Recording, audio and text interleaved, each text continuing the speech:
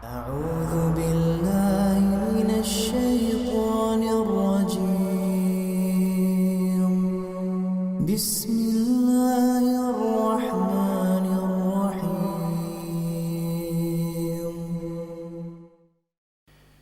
إن الحمد لله نحمده ونستعينه ونستغفره ونعوذ بالله من شرور أنفسنا ومن سيئات أعمالنا من يهده الله فلا مضل له ومن يضلل فلا هادي له وأشهد أن لا إله إلا الله وحده لا شريك له وأشهد أن محمدا عبده ورسوله لا نبي ولا رسول بعده يا أيها الذين آمنوا اتقوا الله حق تقاته ولا تموتن إلا وأنتم مسلمون أما بعد فإن أصدق الحديث كتاب الله وخير الهدي هدي نبينا محمد صلى الله عليه وسلم وشر الأمور محدثاتها فإن كل محدثة بدعة وكل بدعة ضلالة وكل ضلالة في النار. Masyarul muslimin, jamaah salat subuh yang semoga kita senantiasa dirahmati dan dicintai oleh Allah Subhanahu wa taala. Kembali kita melanjutkan kajian kita pada kitab Ahkamul Janaiz, buah karya dari Syekh Al-Albani rahimahullah ta'ala. Ini kajian adalah lanjutan dari kajian semalam. Semalam kita telah menjelaskan beberapa larangan yang dilakukan oleh keluarga yang ditinggal. Maka ada beberapa larangan yang perlu kiranya diketahui oleh keluarga yang ditinggal agar jangan sampai mereka melakukan perbuatan-perbuatan tersebut. Kemudian pembahasan pada kali ini kita akan melanjutkan bab yang berikutnya, ialah husnul khatimah. Pengarang kitab ini menyebutkan ada beberapa tanda bagi seseorang yang apabila dia wafat di atas tanda-tanda tersebut, maka insya Allah mudah-mudahan dia wafat atau dia menutup usianya dalam keadaan baik, dalam keadaan husnul khatimah. Namun perlu kami tekankan bahwa jika seandainya tanda-tanda ini ternyata tidak kita dapati pada keluarga kita yang meninggal dunia, bukan itu artinya kita langsung menilai bahwa fulan keluarga kita tersebut meninggal dalam keadaan tidak husnul khatimah. Jangan itu hasil daripada kajian kita.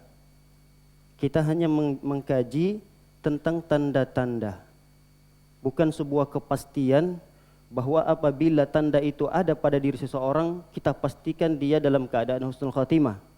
Begitu juga sebaliknya, jika tanda-tanda ini yang akan kita sebutkan tidak ada pada diri seseorang, mungkin pada diri keluarga kita,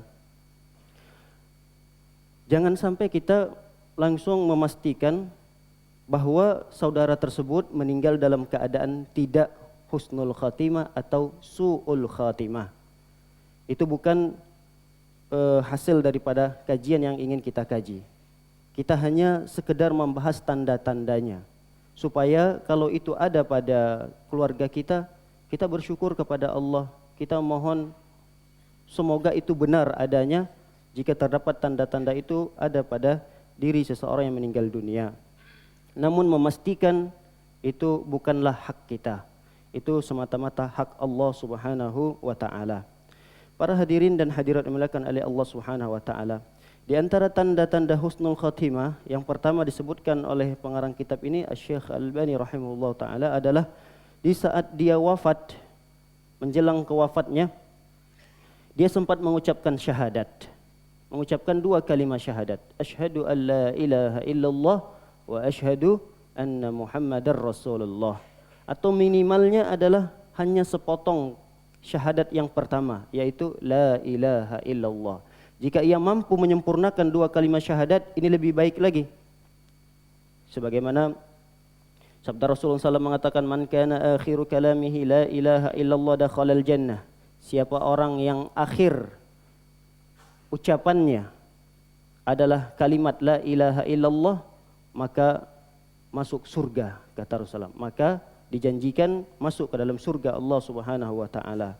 Lalu dalam hadis yang kedua, Rasulullah SAW menyempurnakannya dengan mengucapkan Muhammadar Rasulullah. Kata Rasulullah SAW, "Ma min nafsin tamutu wa hiya tashhadu an la ilaha illallah wa anni Rasulullah yarji'u dhalika ila qalbi muqin illa ghafarallahu laha."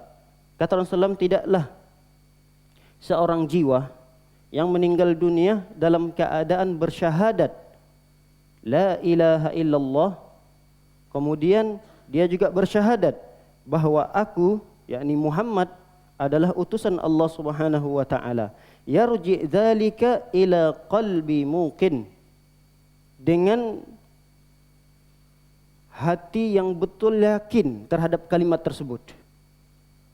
Dengan hati yang begitu yakin terhadap kalimat yang dia ucapkan, bukan hanya sekedar mulutnya kumat kamit seperti macam mantra, sehingga hatinya tidak memahami atau bahkan tidak meyakini terhadap kalimat yang dia ucapkan. Oleh karenanya perlu kita ketahui, sejak saat ini yang kita masih diberikan kesehatan oleh Allah Subhanahu wa taala, bahwa kalimat tauhid tersebut memiliki rukun dan syarat.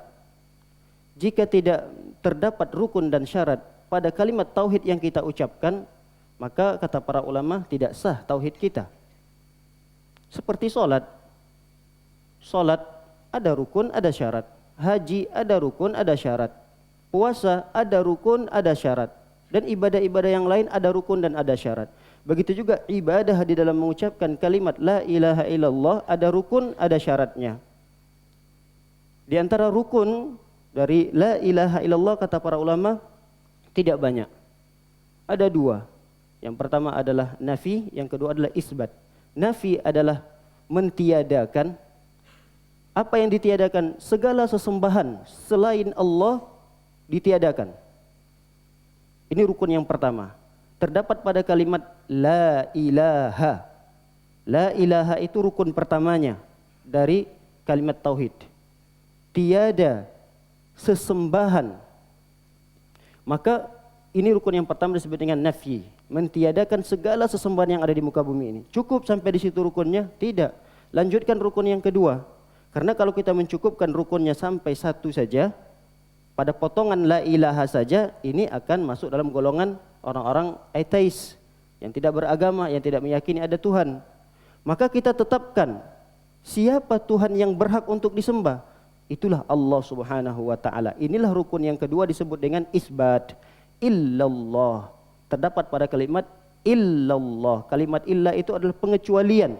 Jadi setelah semua sesembahan itu dinafikan, ditiadakan, namun ada Allah Subhanahu wa taala yang kita tetapkan sebagai Tuhan yang berhak untuk disembah. Begitu juga ada syarat-syaratnya. Dalam kalimat la ilaha illallah itu perlu kiranya kita juga mempelajari syarat-syarat tersebut. Di antara syarat-syaratnya adalah kita mengetahui ada ilmu kita tentang la ilaha illallah. Jangan sekedar hanya la ilaha illallah, kalau ditanya apa itu la ilaha illallah. Terkadang kalau kita tanya para hadirin dan hadirat dimuliakan oleh Allah pada anak-anak kita, pada adik-adik kita, masih terdapat ada beberapa kesalahan, kekeliruan di dalam menerjemahkan la ilaha illallah. Karena banyak yang menerjemahkan la ilaha illallah seperti umumnya diterjemahkan.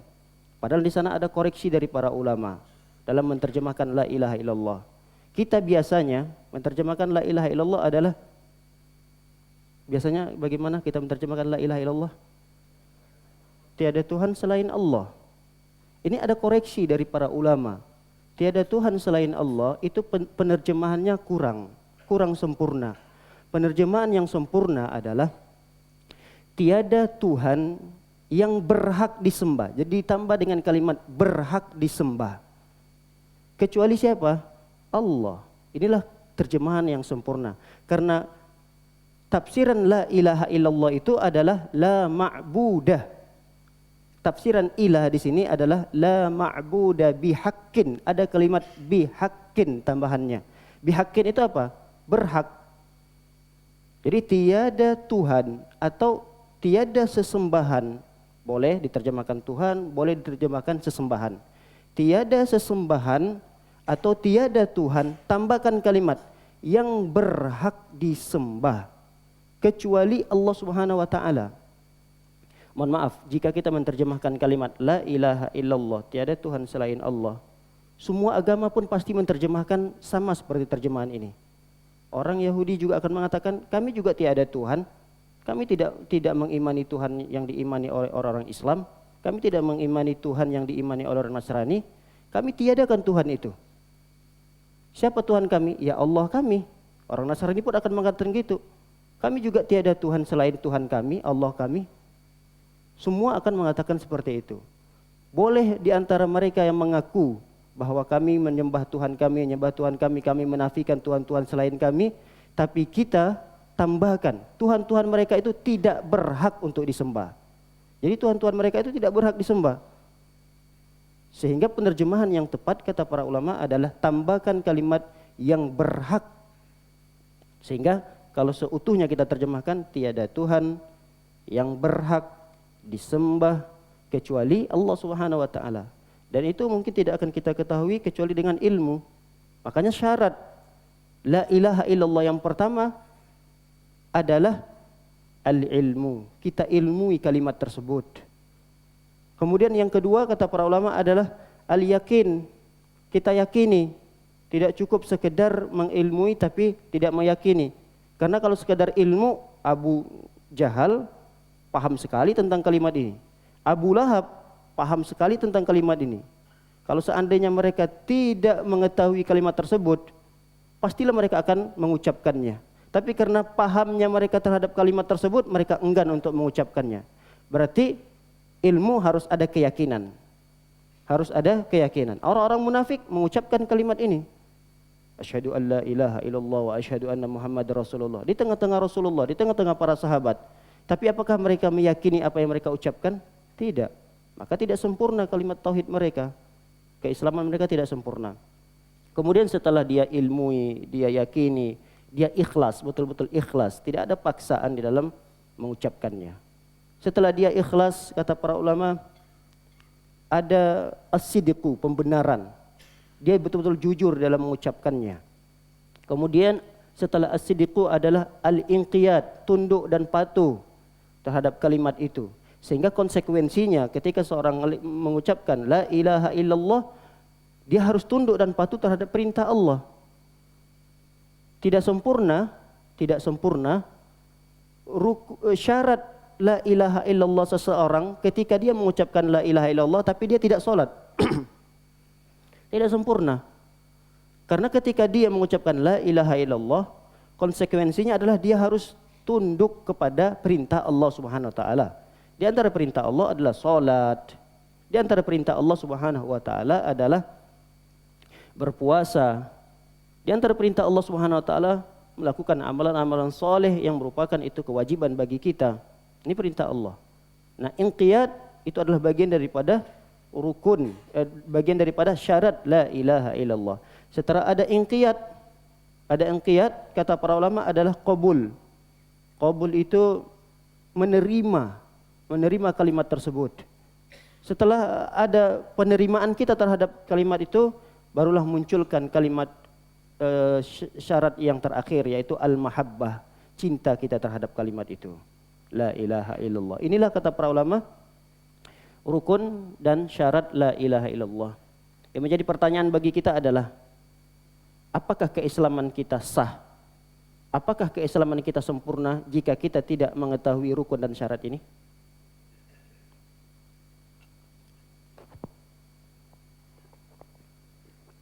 Bagaimana para jemaah? Apakah sah keislaman kita? Atau apakah sempurna keislaman kita jika kita tidak mengetahui rukun dan syarat la ilaha illallah ini? Sah atau tidak? Sempurna atau tidak keislaman kita? Hah? Ada yang sah, ada yang sah.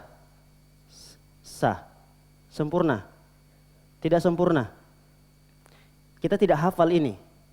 Tidak hafal rukun dan syaratnya. Sempurna atau tidak keislamannya? Dilihat, harus diperinci kata para ulama. Kalau dia tidak hafal rukun dan syaratnya ini, tapi terpraktekkan di dalam kehidupan sehari-harinya, sah, bahkan sempurna keislamannya. Dia memang tidak hafal satu persatu urutannya, tapi dalam kehidupan sehari-harinya dia praktekkan rukun dan syaratnya ini. Maka keislamannya sempurna di sisi Allah Subhanahu wa taala. Seperti orang-orang awam yang ada di kampung-kampung misalnya, mereka tidak tahu tentang rukun. Apa itu rukun la ilaha illallah? Ada 2 bu, misalnya. Ada nafi, ada isbat. Tapi di dalam kesehariannya dia mengamalkan itu. Dia nafikan semua sesembahan pada selain Allah. Dia tidak pernah datang ke dukun, dia tidak pernah meminta kepada selain Allah. Dia hanya menyembah Allah Subhanahu wa taala. Maka sah keislamannya, bahkan sempurna kata para ulama. Sama seperti sholat kita. Kita juga terkadang di dalam sholat ada di antara jamaah yang hafal urutan rukun dan syarat-syarat sholat. Ada? Ada insyaallah. Tapi bagi yang tidak hafal, apakah sholatnya tidak sempurna? Apakah sholatnya tidak sah? Tidak bisa kita mengatakan seperti itu. Bisa jadi dia tidak hafal, tapi di dalam sholatnya dia praktekkan seluruh rukun dan syarat-syaratnya. Sebelum dia sholat, syarat-syaratnya terpenuhi. Dia memakai pakaian yang menutup aurat, dia menghadap kiblat, dia bersuci sebelum sholat. Dia tidak hafal, ternyata itu adalah bagian daripada syarat-syarat sholat. Begitu juga dalam pengerjaan sholat. Dia mengerjakan rukun-rukun dalam sholat. Dia tidak hafal mana yang rukun dalam sholat, mana yang wajib-wajib di dalam sholat, mana yang sunnah-sunnah dalam sholat. Semuanya dia tidak tahu secara terperinci. Tapi dia amalkan, dia praktekkan dalam sholatnya. Maka sholatnya sah, sempurna pahalanya di sisi Allah Subhanahu wa ta'ala.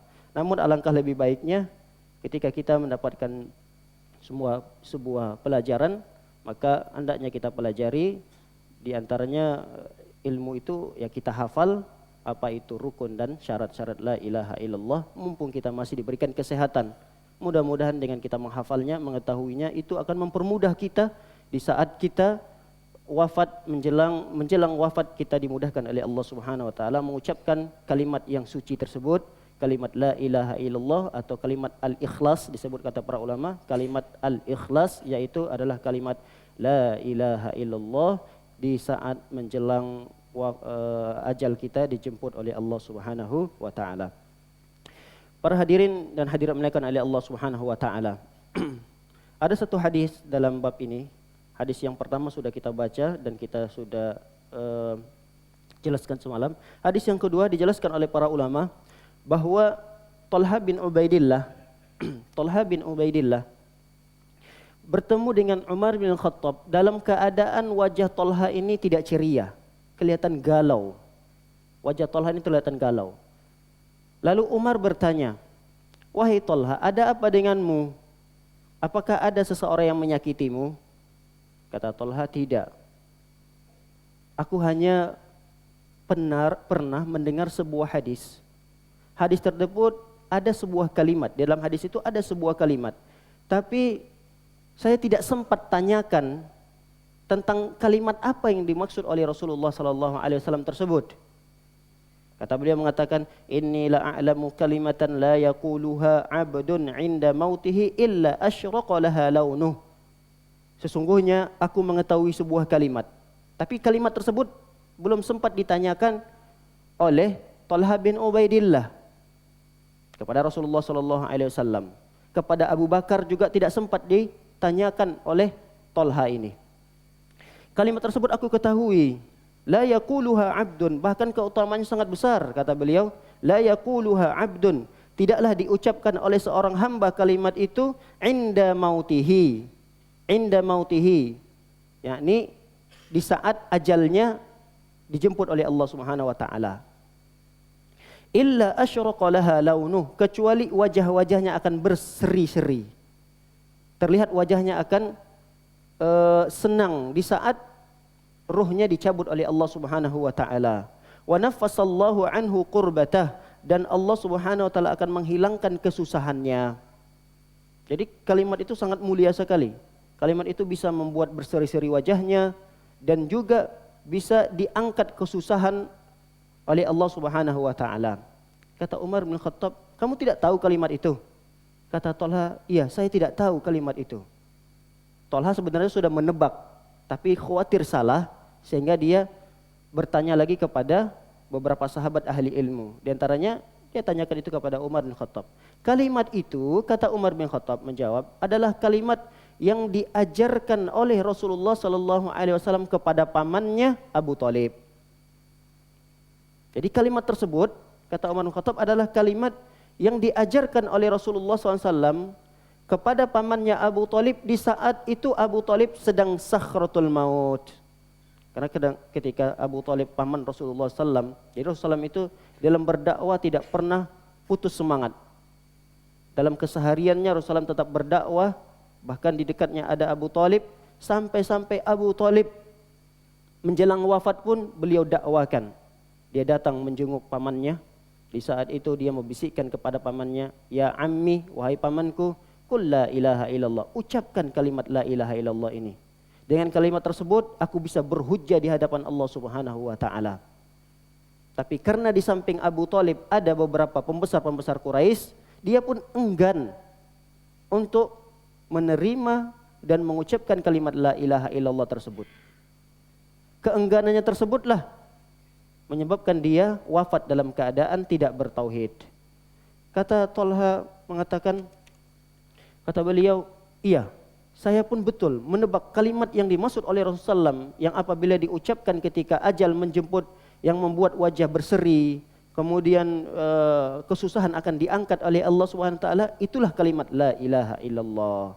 Jadi hadis ini sangat jelas bagi kita bahwa ketika seorang wafat meninggal dunia mengucapkan la ilaha illallah, keutamaan yang sangat besar. Di antaranya adalah wajah-wajah orang-orang yang wafat dalam keadaan la ilaha illallah ceria, berseri-seri, terlihat gembira, kemudian kesusahan-kesusahannya akan diangkat oleh Allah Subhanahu wa taala. Baik itu kesusahan yang dia hadapi di alam barzakh, terutama kesusahan di hari kiamat ketika dibangkitkan di padang mahsyar. Para hadirin dan hadirat dimuliakan oleh Allah Subhanahu wa taala. Di antara tanda yang berikutnya, tanda yang kedua, tanda husnul khatimah yang kedua adalah mengalirnya keringat di dahi.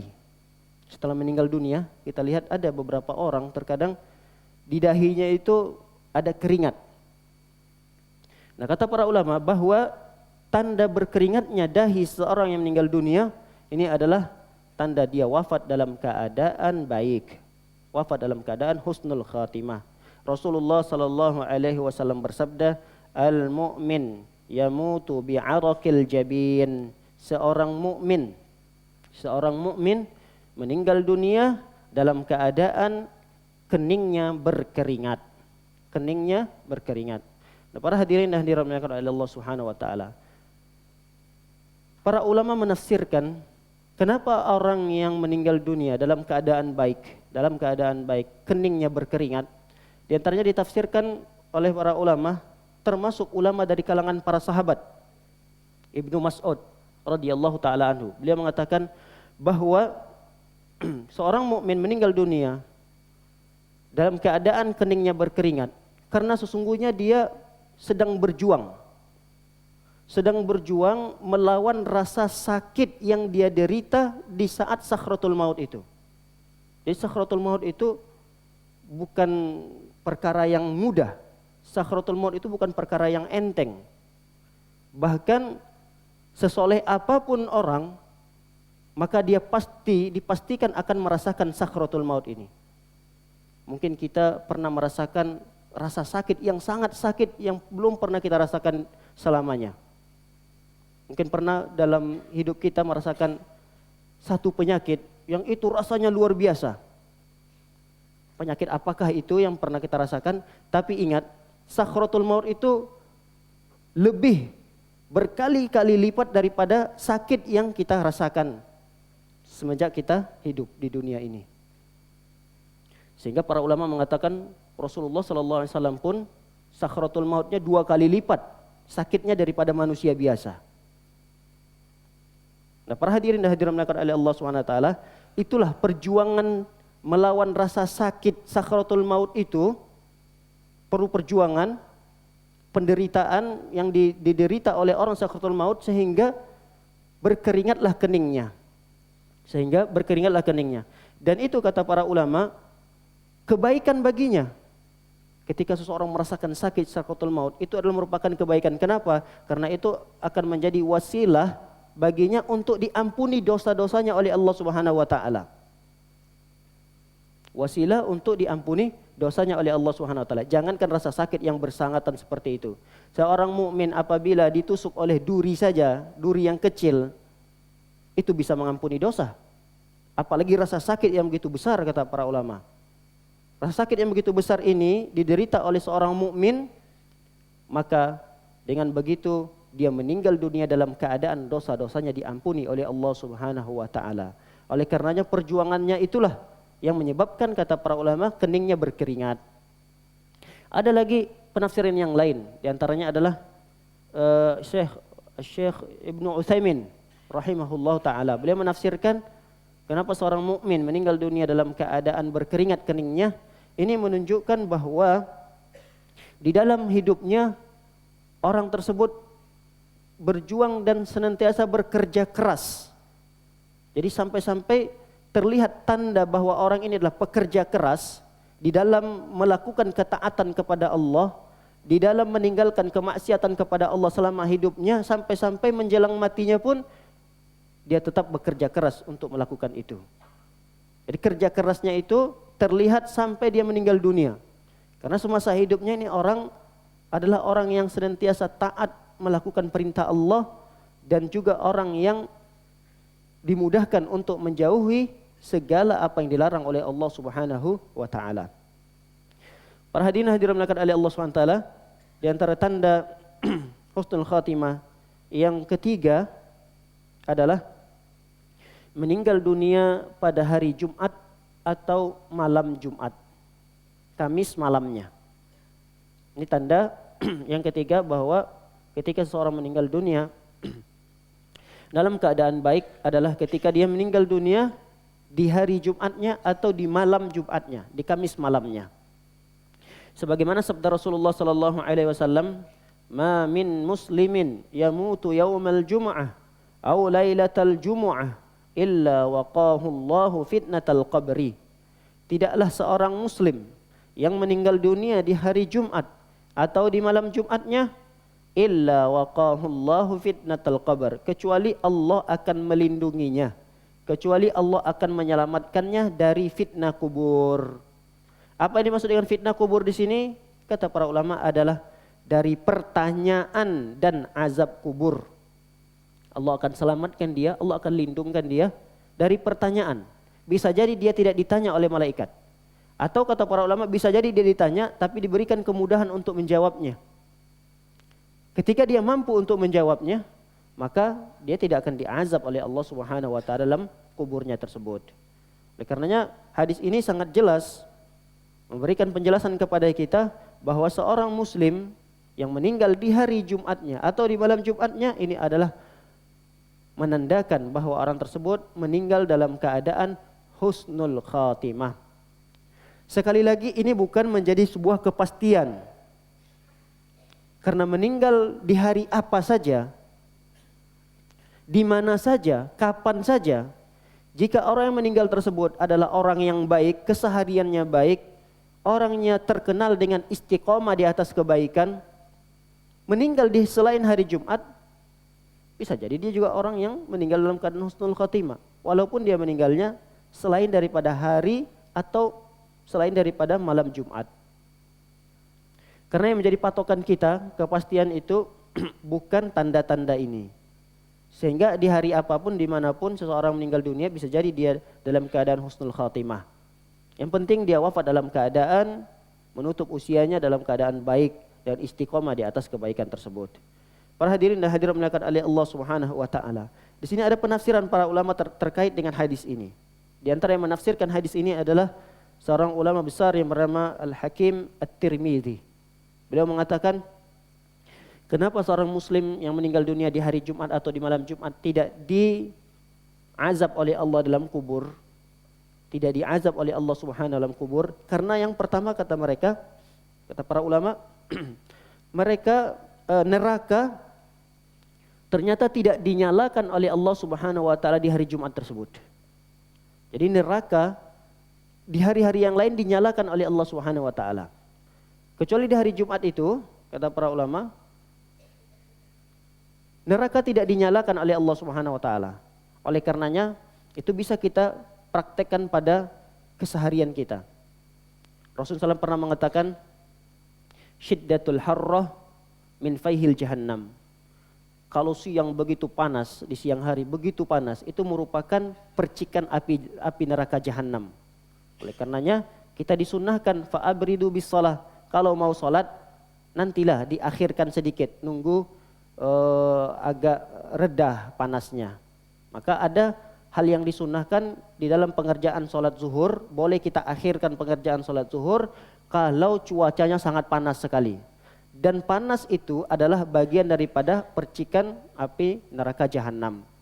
Nah, di hari Jumat kata para ulama, neraka jahanam itu atau neraka itu dimatikan oleh Allah Subhanahu wa taala. Bukti bahwa neraka itu dimatikan adalah di hari Jumat persis di tengah harinya, sebelum matahari tergelincir ke arah barat, itu kan waktu yang dilarang untuk sholat. Iya atau tidak? Ada beberapa waktu yang dilarang oleh Rasulullah untuk sholat. Yang pertama adalah ketika matahari terbit. Matahari terbit, ketika matahari itu nongol, itu waktu yang terlarang. Oleh karenanya kalau kita ingin mengerjakan sholat syuruk, jangan mengerjakan di waktu syuruknya itu. Syuruk misalnya, syuruk itu kan artinya terbit. Syuruk itu artinya terbit matahari.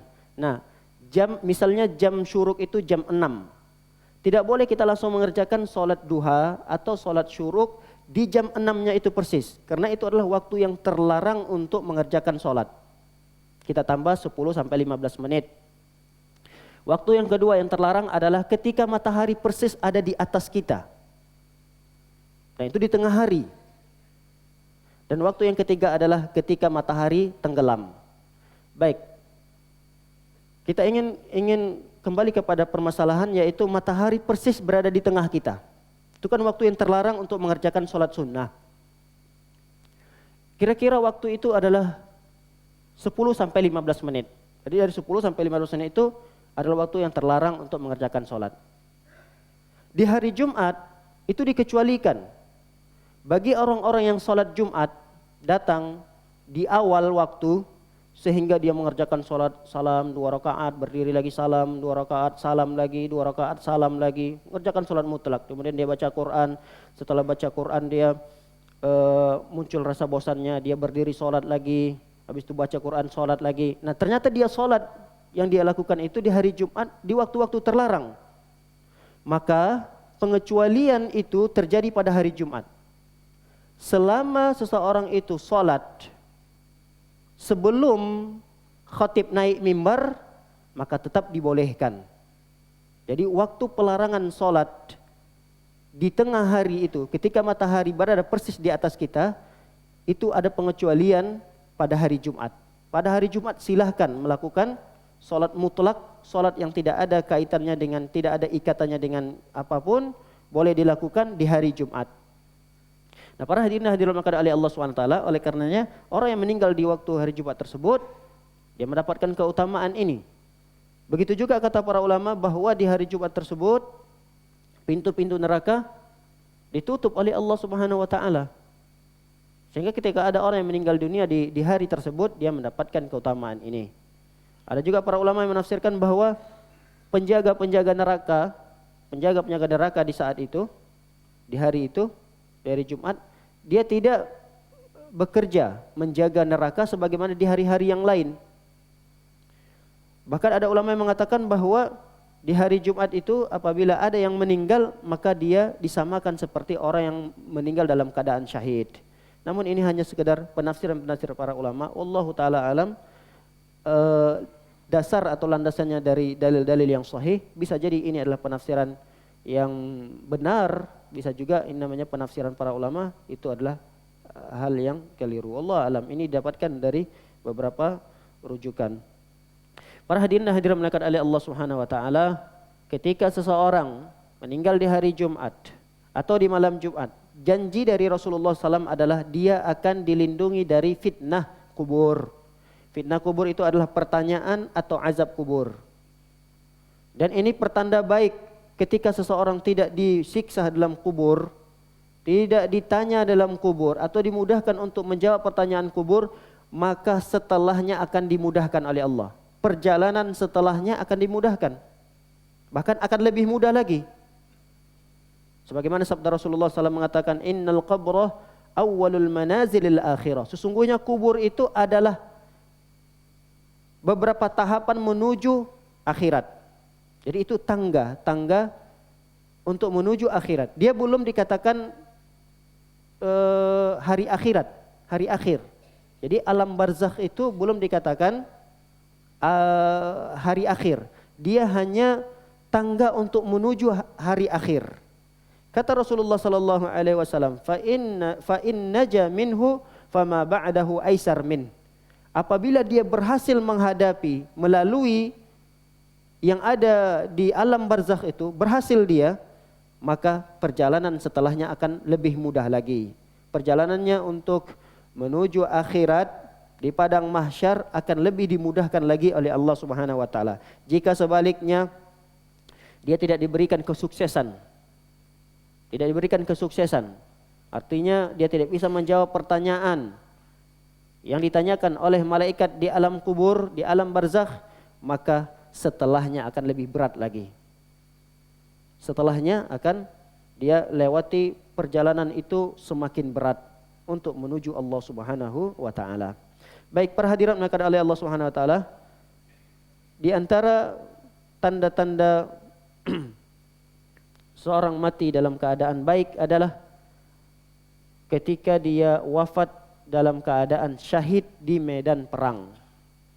Meninggal dunia dalam keadaan syahid di tengah-tengah kancah perperangan. Jadi dia mati syahid. Ini mati syahid dunia dan akhirat. Disebut oleh para ulama mati syahid yang seperti ini adalah mati syahid dunia dan akhirat. Karena mati syahid itu terbagi kepada 3. Ada mati syahid dunia dan akhirat, ada mati syahid dunia saja, ada mati syahid akhirat saja. Dan mati syahid yang terbaik itu adalah mati syahid dunia dan akhirat. Seperti apa mati syahid dunia dan akhirat? Seperti orang yang meninggal dalam keadaan berperang. Di dunia dia tidak perlu dikafani dan tidak perlu dimandikan, terlihat di dunia. Dia itu mati syahidnya. Di akhirat dia mendapatkan pahala di sisi Allah Subhanahu wa taala yang sangat besar. Nanti akan kita bacakan di antara keutamaan pahala-pahala yang didapatkan oleh orang-orang yang mati syahid di akhirat, dunia dan akhirat. Ada orang yang meninggal dunia hanya sekedar di dunia saja. Meninggal dunia dalam keadaan syahid, tapi syahidnya disebut dengan syahid gelar sekitar dunia saja. Dan ini na'udzubillah, jangan sampai terjadi. Dia meninggal di medan perang, tapi tujuan daripada berperangnya itu bukan untuk menegakkan kalimat la ilaha illallah. Dia berperang di jalan Allah Subhanahu wa taala, ingin dikatakan bahwa dia orang yang berani, pemberani. Dia berperang di jalan Allah supaya dia mendapatkan gelar pahlawan. Yang berperang seperti ini meninggal di medan perang, maka dia tidak mendapatkan pahala di sisi Allah Subhanahu wa taala pada hari akhirat. Dia mendapatkan gelar syahid di dunia saja.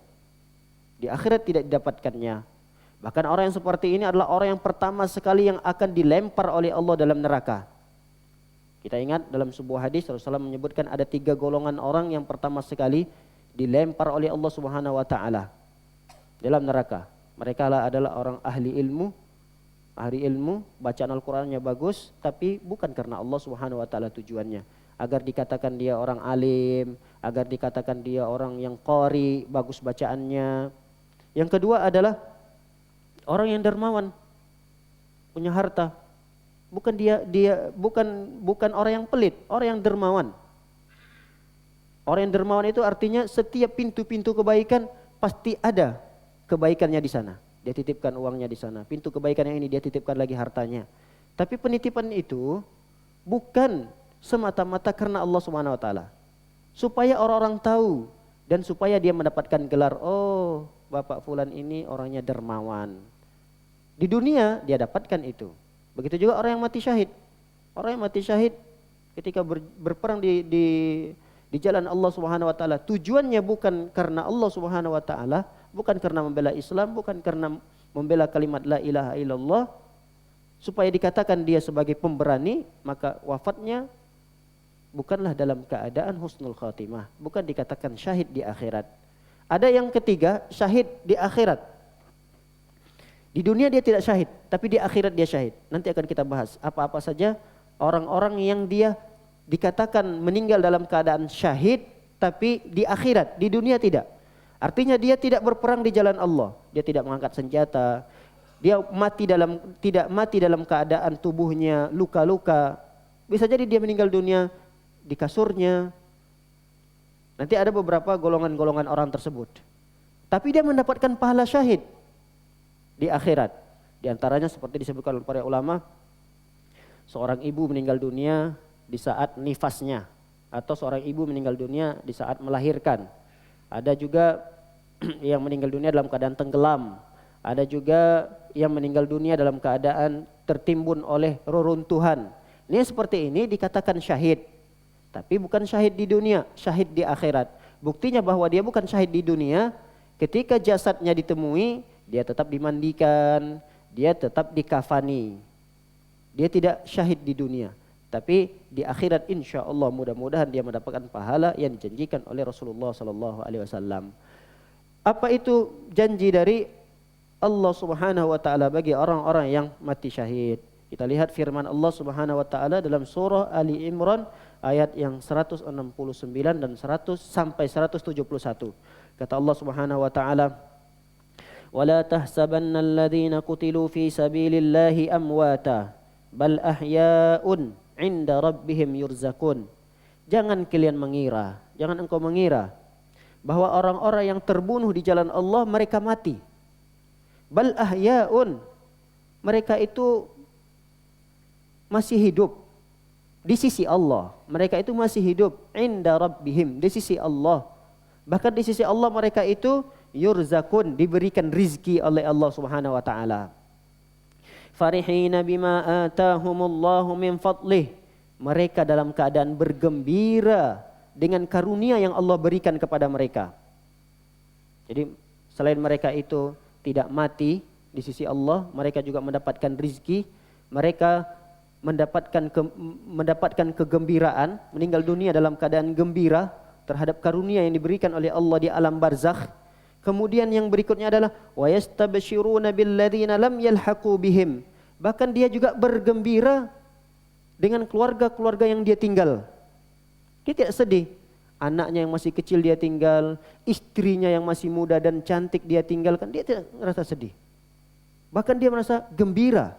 Kenapa? Karena ada dalam hadis yang lain Rasulullah mengatakan rizki mereka yang ditinggal itu pun akan dijamin oleh Allah Subhanahu wa taala. Jadi dia sama sekali tidak merasakan galau. Wa yastabshiruna billadzina lam yalhaqu bihim. Dia juga merasa gembira dengan keluarga-keluarganya yang dia tinggal di dunia. Alla khaufun alaihim wala hum yahzanun. Dia tidak pernah merasa khauf, tidak merasa khawatir dengan keluarga yang ditinggal, wala hum yahzanun, dan dia pun tidak pernah merasakan kesedihan. Para hadirin dan hadirat melakukan Allah Subhanahu wa taala, dalam hadis dijelaskan oleh Rasulullah SAW terkait dengan keutamaan orang-orang yang mati syahid. Mati syahid adalah bagian daripada tanda husnul khatimah. Kata Rasulullah mengatakan lisyahidi indallahi sittu khisalin. Ada 6 perkara yang diberikan oleh Allah kepada orang yang mati syahid. Ada 6 perkara yang diberikan oleh Allah Subhanahu wa taala kepada orang yang mati syahid. Yang pertama adalah yughfaru lahu fi awwali duf'atin min damihi. Allah Subhanahu wa taala akan ampuni dosanya dari sejak awal tetesan darah yang pertama. Ada 10, ada 20, bahkan ada orang yang barangkali di medan perang meninggal dalam keadaan 50 sayatan, 50 bekas luka dari perjuangannya membela agama Allah Subhanahu wa taala. Kata Rasulullah SAW, yughfar lahu min awwali duf'atin min damihi. Dosanya telah diampuni oleh Allah dari sejak tetesan darahnya keluar. Luka yang pertama meneteskan darah yang pertama keluar itu sudah cukup baginya untuk mengampuni dosa orang tersebut. Kemudian wa yura maq'adahu minal jannah. Dia sudah melihat. Ini yang kedua. Dia sudah melihat dan sudah tahu tempatnya itu di surga. Oleh karenanya kita mendapatkan ada beberapa kisah para sahabat. Dia di medan perang itu sangat berani. Bahkan tidak ada rasa takut sama sekali. Padahal musuh yang dia hadapi adalah musuh yang sangat banyak, musuh yang sangat kuat, senjatanya sangat lengkap, tapi sedikit pun tidak ada rasa gentar. Kenapa? Karena dia melihat di tengah-tengah pasukan musuh itu ada surga Allah Subhanahu wa taala. Sampai-sampai ada salah seorang sahabat lehnya tidak terlalu besar sehingga di samping itu juga melakukan kemaksiatan. Nah, maksiatnya itu diukur dari ukuran keringatnya. Ada orang yang ditenggelamkan sebatas mata kakinya, berarti dosanya tidak terlalu besar.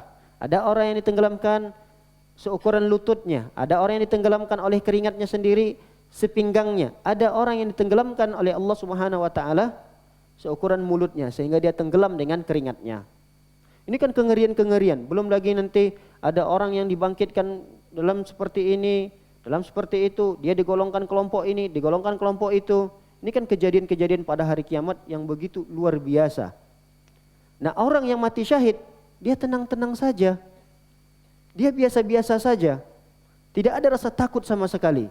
Itulah janji Allah Subhanahu wa taala melalui hadis Rasulullah SAW, wa ya'manul faza'al akbar. Dia merasa aman, masa tentram, tenang, seperti tidak ada apa-apa. Orang semuanya pada kaget, pada ketakutan, ada yang lari dari anaknya, ada yang lari dari istrinya, ada yang lari dari kedua orang tuanya, ingin menyelesaikan urusannya masing-masing.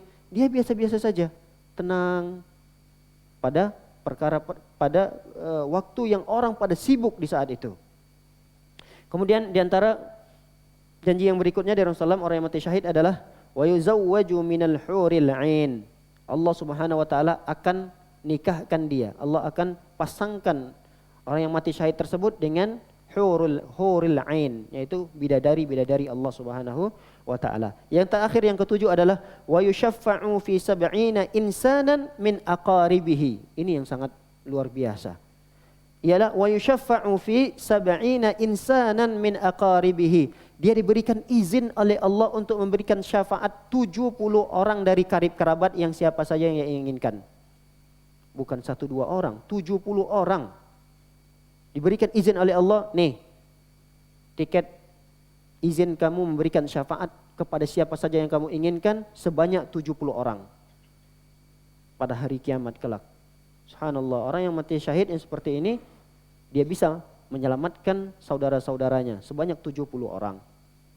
Para hadirin hadirat melakukan Allah SWT. Mungkin kita bertanya, bahkan pertanyaan ini juga pernah ditanyakan oleh sahabat kepada Rasulullah SAW. Kata sahabat Rasulullah SAW mengatakan, ya Rasulullah, mengapa orang-orang mukmin ditimpakan ujian dalam kubur mereka? Kenapa orang-orang mukmin kalau meninggal dunia, mereka ditimpa ujian di kubur-kubur mereka? Artinya mereka harus ditanya dulu, kalau mereka nggak bisa jawab, mereka harus disiksa mukmin tersebut. Kenapa mereka diuji dalam kubur? Sedangkan ada mukmin yang mati syahid, mereka tidak diuji di dalam kuburnya. Pertanyaan itu muncul dari kalangan sahabat. Lalu dijawab oleh Rasulullah sallallahu alaihi wasallam. Kata Rasulullah SAW, "Kafa bi bariqatis suyufi ala ra'sihi fitnah." Cukuplah bagi seorang mukmin yang mati syahid itu ujiannya adalah kilauan-kilauan pedang yang berada di atas kepala-kepala mereka. Itu ujian mereka. Sehingga ketika mereka di medan perang menghadapi ujian, melihat ada kilauan-kilauan pedang, pedang-pedang yang tajam yang mereka hadapi, itu mewakili daripada ujian mereka dalam alam barzakh. Jadi cukuplah kata Rasulullah ujian yang mereka hadapi, yang mereka dapatkan di dunia dengan kilauan-kilauan pedang yang ada di atas kepala-kepala mereka. Para hadirin hadirat melakukan oleh Allah Subhanahu wa taala. Bisa jadi seseorang itu mendapatkan predikat mati syahid walaupun dia meninggal di atas kasurnya. Jika dengan syarat hatinya betul-betul tulus, betul-betul tulus ingin dan berniat kalau diberi kesempatan bisa ikut berperang dan mati syahid. Jadi kata para ulama, ada yang mengatakan berdasarkan hadis ini bahwa kita boleh boleh di suatu saat kalau ada terjadi sesuatu yang mewajibkan kita harus berperang. Misalnya ada musuh yang menyerang kita, di saat itu kita wajib membela. Ketika kita mati, kita insya Allah tergolong dalam golongan orang yang mati syahid. Nah, ketika niat itu ada dalam hati dan betul-betul tulus niat itu, walaupun dia meninggal di atas kasurnya, dia mendapatkan pahala mati syahid. Rasulullah SAW bersabda, "Man sa'alallaha syahadata bisidikin." Barang siapa yang meminta kepada Allah agar dia mati syahid dengan hati yang tulus, hati yang jujur, ballaghahullahu manazil syuhada wa in mata ala firashihi. Allah akan kabulkan itu. Allah akan sampaikan keinginannya untuk sampai pada makom orang yang mati syahid, wa in mata ala firashihi, walaupun dia mati di atas kasurnya. Baik, di antara tanda seseorang mati dalam keadaan baik atau husnul khatimah yang berikutnya. Yang berikutnya berapa tadi nih? Yang kelima, al-mautu ghazian fi sabilillah. Gugur ketika berjuang di jalan Allah. Kalau tadi mati syahid di tengah-tengah peperangan. Kalau yang kelima ini sedikit berbeda. Dia meninggal dunia dalam keadaan berjalan di perjalanan menuju peperangan. Menuju peperangan fisabilillah.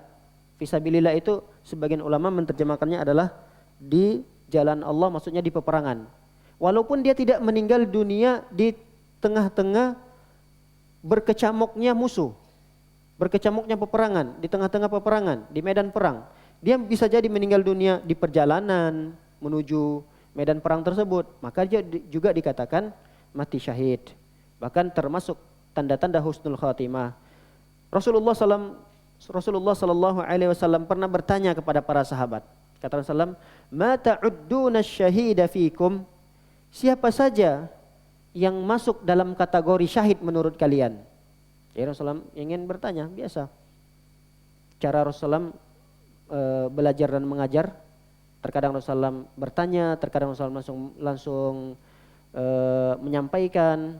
Jadi ada berbagai macam versi yang dilakukan Rasulullah. Ya, termasuk yang ini dilakukan Rasulullah. Kata beliau, siapa menurut kalian orang-orang yang mati syahid, kategori mereka itu mati syahid, menurut kalian siapa? Para sahabat menjawab. Kata para sahabat, ya Rasulullah, man qutila fi sabilillahi fahuwa syahid. Siapa orang yang meninggal dunia di jalan Allah, fi sabilillah, di jalan Allah, mereka lah yang syahid. Kata Rasulullah menjawab, inna syuhada'a ummati idzan qalilun. Kalau begitu, orang-orang yang mati syahid dari kalangan umatku sedikit sekali. Sedikit dong. Kalau kalian mengkategorikan orang yang mati syahid itu hanya orang yang mati di jalan Allah, sedikit dong nanti umat-umatku mati syahid. Lalu para sahabat bertanya, qalu faman hum ya Rasulullah? Kalau begitu siapa mereka-mereka ya Rasulullah? Rasulullah pun menyebutkan, man qutila fi sabilillahi fahuwa syahid. Siapa yang terbunuh di jalan Allah dia syahid. Wa man mata fi sabilillah. Siapa orang yang mati? Mati itu berarti dia tidak ada perlawanan dengan musuh.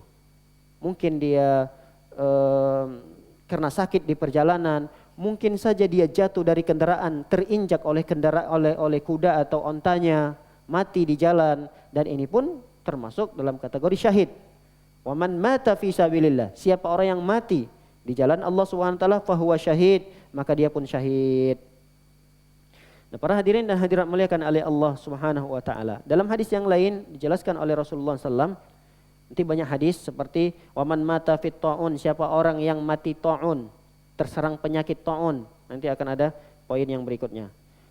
Dia akan syahid. Barang siapa meninggal dunia dalam keadaan sakit perutnya, karena sakit perutnya itu dia langsung meninggal dunia, ini pun terhitung orang yang syahid. Wa ghariqu syahid, adapun orang yang mati tenggelam, dia pun termasuk syahid. Nah, hadis yang lain yang menjelaskan Rasulullah SAW pernah bersabda, man kharaja fi sabilillah, siapa orang yang keluar di jalan Allah, famata, dia meninggal dunia, au qutila, atau dia terbunuh, fahuwa syahid, maka dia syahid. Lihat, famata, dia meninggal dunia. Meninggal dunia itu belum ada pertemuan dengan musuh. Au qutila, atau terbunuh oleh musuh. fahuwa syahid, mereka itu dalam keadaan syahid. Au waqasahu farasuhu au ba'iruhu. Ada juga orang yang meninggal dunia di jalan Allah tapi karena kecelakaan. Kecelakaan itu bisa jadi dia jatuh lalu terinjak oleh kudanya, terinjak oleh ontanya, maka dia pun syahid. Au ladagathu hammatun, atau ada binatang yang beracun, binatang yang berbisa di tengah perjalanan menggigitnya. Karena gigitan itu dia meninggal dunia, maka orang seperti ini pun syahid, kata Rasul sallallahu alaihi wasallam. Au mata ala firasihi bi ayyi hatvin, atau juga ada orang yang meninggal di atas firasnya, di atas tempat tidurnya, dengan izin Allah dia pun terhitung syahid. Wa inna lahul jannah, maka semua yang disebutkan tadi itu diberikan surga oleh Allah Subhanahu wa taala. Para hadirin dan hadirat dimuliakan oleh Allah Subhanahu wa taala, di antara tanda yang berikutnya seseorang itu mati dalam keadaan baik adalah meninggal dunia karena terserang penyakit taun. Penyakit taun. Penyakit taun ini kalau bahasa kita apa nih? Penyakit apa? Kalau bahasa hadisnya adalah taun. Apa? Kusta. Kusta.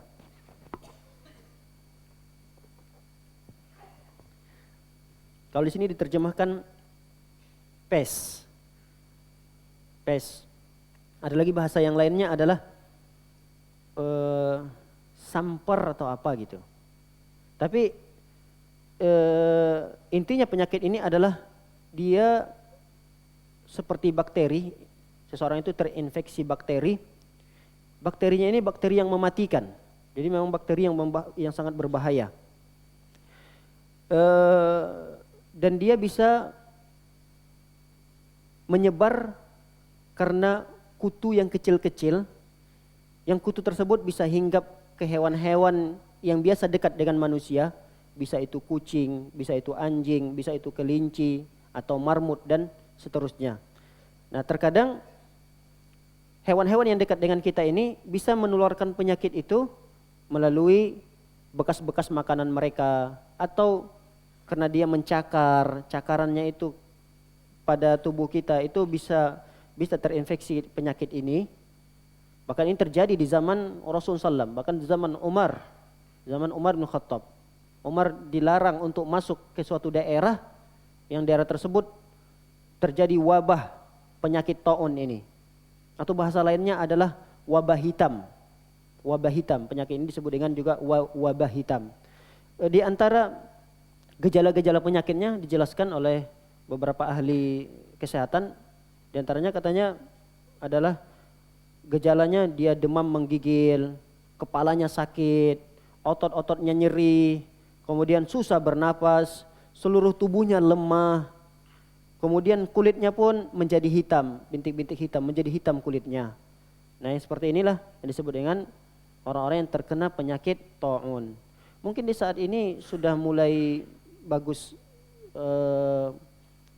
keilmuan dari kedokteran. Jadi obat-obatnya mulai canggih. Mungkin penyakit-penyakit ini sudah ditemui obat-obatnya. Adapun dahulu itu mungkin sangat sulit. Bahkan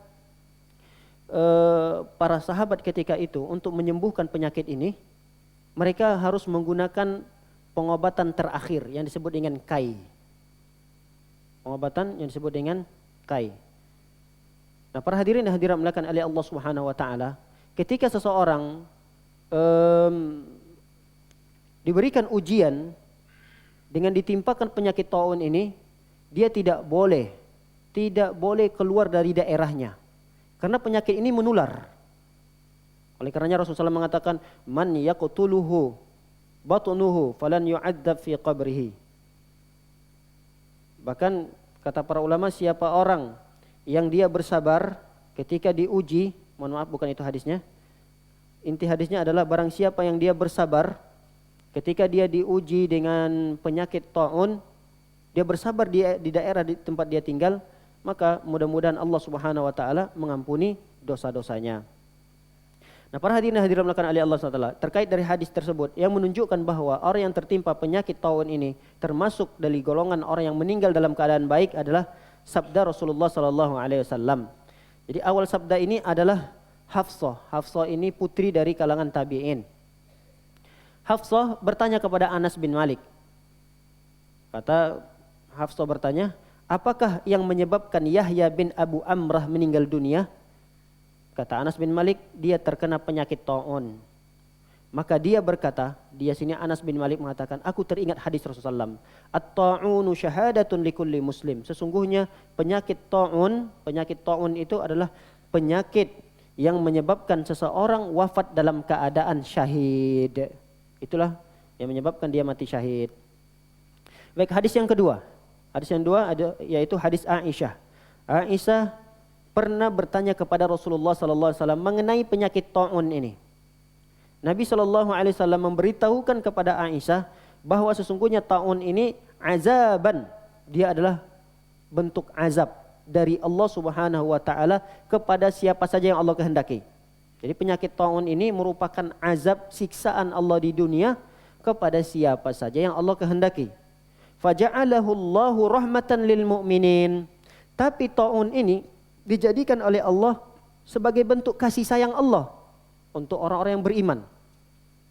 Jadi bisa jadi ta'un ini adalah bentuk azab kepada satu kaum, bisa jadi penyakit ta'un ini adalah bentuk kasih sayang Allah apabila ta'un itu ditimpakan kepada orang-orang yang beriman.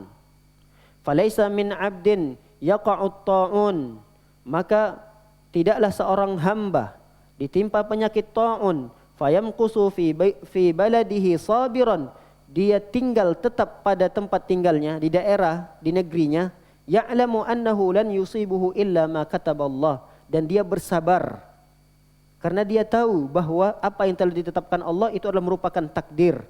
Illa kana lahu mithla ajri syahid, maka orang tersebut akan mendapatkan pahala orang yang mati syahid. Pahala seperti orang yang mati syahid. Berarti kalau seperti orang yang mati syahid, dia tidak digolongkan di dalam orang yang mati syahid dunia dan akhirat. Kalau dunia akhirat, berarti dia tidak perlu dimandikan, tidak perlu dikafani. Orang yang mati dalam keadaan tertimpa penyakit ta'un, dia hanya mendapatkan seperti pahala orang yang mati syahid. Tapi dia tidak diperlakukan seperti orang yang mati syahid. Dia mendapatkan keutamaan yang 6 kita sebutkan tadi. Dia juga mendapatkan keutamaan yang kita sebutkan dalam Al-Quran surah Ali Imran tadi. Tapi di dunia dia diperlakukan seperti orang yang meninggal biasa-biasa saja. Dalam hadis yang lain Rasulullah SAW menjelaskan, ya'ti syuhada'u wal mautuna wal mutawaffuna bit-ta'un. Nanti di hari kiamat datanglah orang-orang yang mati syahid dan orang-orang yang meninggal disebabkan ta'un. Jadi digandengkan oleh Rasulullah SAW penyebutannya. Nanti pada hari kiamat orang yang mati syahid ini datang bersama orang-orang yang mati karena disebabkan ta'un. Mereka datang bersamaan. Kaget orang-orang yang meninggal karena sebab ta'un ini. Mereka berkata, nahnu syuhada, kami ini orang yang mati syahid. Kok kami berkumpul dengan orang-orang yang mati syahid? Pertanyaan itu lumrah muncul pada diri mereka. Mereka kenapa dikumpulkan dengan orang-orang yang mati syahid? Karena jelas orang yang mati syahid itu dikumpulkan dalam keadaan dia memakai bajunya itu. Darah-darah yang keluar itu pun mengeluarkan aroma wangian. Mereka tahu ini mati syahid dunia akhirat, dunia akhirat. Nah kami ini termasuk orang yang mati syahid juga. Kata mereka bertanya-tanya. Fakila, lalu ada yang menjawab. Unzuru fa in kanat jirahuhum ka jirahi syuhada'i tasilu daman rihal misk. Kata seorang yang berbisik, lihat saja jika lukamu itu, luka disebabkan penyakit ta'unmu itu sama seperti luka orang-orang yang mati syahid, mengeluarkan aroma wewangian seperti minyak kasturi, fahum syuhada, berarti kalian pun termasuk orang-orang yang mati syahid. Fayajidunahum kadzalik, ternyata bekas-bekas penyakit ta'un itu pun mengeluarkan aroma wewangian minyak kasturi, mereka dapatkan wewangian itu sama seperti orang yang mati syahid dunia akhirat tadi. Baik para hadirin hadirat mulakan oleh Allah Subhanahu wa taala. Di antara keutamaan, di antara tanda seseorang itu mati dalam keadaan baik adalah meninggal dunia karena sakit perut. Karena sakit perut. Disebut dengan al-mautu bida'il batni. Dia meninggal dunia karena sakit perut. Seperti diare yang sangat parah, yang menyebabkan pencernaannya terganggu, kemudian langsung menyerang lambungnya misalnya, sehingga ketika itu sakit perutnya bersangatan, bahkan sempat dilarikan ke rumah sakit, ada usaha untuk berobat tapi tidak tertolong, meninggal dunia dalam keadaan dia sakit perut. Maka orang yang seperti ini insya Allah dia meninggal dalam keadaan syahid atau husnul khatimah, sebagaimana sabda Rasulullah SAW mengatakan, wa man mata fil batni fahuwa syahid. Siapa orang meninggal dunia karena sakit perut, maka dia tergolong dalam golongan orang yang mati syahid. Wa man yaqtuluhu batnuhu falam yu'azzab fi qabrih. Bahkan ada hadis yang lain yang menyebutkan bahwa siapa orang yang terbunuh atau dia wafat karena sakit perut, maka dia tidak akan diazab di alam kubur. Dia tidak akan diazab di alam barzakh. Kemudian yang berikutnya adalah meninggal dunia karena tenggelam. Ini yang ke berapa nih? Yang ke-8. Yaitu meninggal dunia karena tenggelam, sekaligus yang ke-9 yaitu meninggal dunia karena tertimpa reruntuhan. Tapi tidak mesti orang yang meninggal dunia dalam keadaan tenggelam langsung dikatakan ini tanda orang tersebut mati syahid. Lihat dulu dia tenggelam karena apa? Bisa jadi dia tenggelam di kapal atau di feri yang dia bermaksiat di sana. Misalnya dia menyewa kapal, ternyata kapal tersebut yang disewa adalah tempat-tempat bermaksiat di sana. Tempat perjudian, tempat perzinahan. Ternyata kapalnya diberikan kecelakaan oleh Allah SWT, tenggelam kapal tersebut. Nah, orang yang tenggelam dalam keadaan seperti ini, dia tidak termasuk dalam kategori orang yang mati syahid, karena dia meninggal tenggelam, namun sebelumnya dia bermaksiat kepada Allah Subhanahu wa taala. Jadi tenggelam di sini adalah orang-orang yang soleh, orang-orang yang istiqomah di atas kebaikan, lalu diberikan ujian oleh Allah Subhanahu wa taala, tenggelam di sebuah perjalanannya, atau mungkin dia sebagai nelayan untuk menafkahi istrinya dari pekerjaan tersebut, dia tenggelam dari pekerjaan itu, insya Allah mudah-mudahan orang tersebut mati syahid. Begitu juga orang yang tertimpa runtuhan, lihat juga tertimpa runtuhannya. Kalau digoncang oleh Allah SWT bangunan tersebut, dia di bawah reruntuhan diskotik, ini tidak bisa dikatakan dia mati syahid. Oh, itu dia mati syahid itu. Karena ada hadis yang mengatakan bahwa seseorang yang tertimpa runtuhan, dia mati syahid. Lihat dulu bangunannya. Bisa jadi dia dalam keadaan bermaksiat kepada Allah Subhanahu wa taala. Umumnya ketika seseorang mendapatkan ujian ini, dia meninggal di bawah reruntuhan dalam keadaan ibadah atau tidak ibadah, umumnya orang tersebut adalah mati dalam keadaan syahid.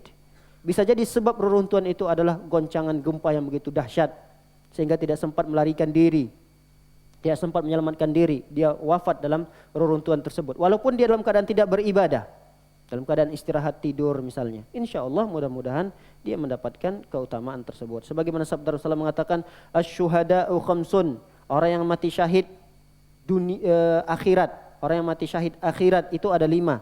Al-mat'un, orang yang tertimpa penyakit ta'un. Wal mabtun, orang yang terkena penyakit perut. Wal gharaq, orang yang tenggelam. Wasahibul hadam, orang yang tertimpa bebangunan. Wasyahidu fi sabilillah, dan orang yang mati syahid di jalan Allah Subhanahu wa taala. Para hadirin hadirat melakukan oleh Allah Subhanahu wa taala, mungkin ini kajian kita cukupkan sampai di sini. Semoga bermanfaat, karena ada beberapa lagi di antara tanda-tanda seorang itu dikatakan mati dalam keadaan baik. InsyaAllah kita akan lanjutkan pada tanda yang ke-10 dan seterusnya. Baik, barangkali ada yang ingin berdiskusi, ada yang mungkin salah dalam penyampaian, kemudian ada yang mengingatkan, silahkan. Jika tidak ada, kita cukupkan sampai di sini.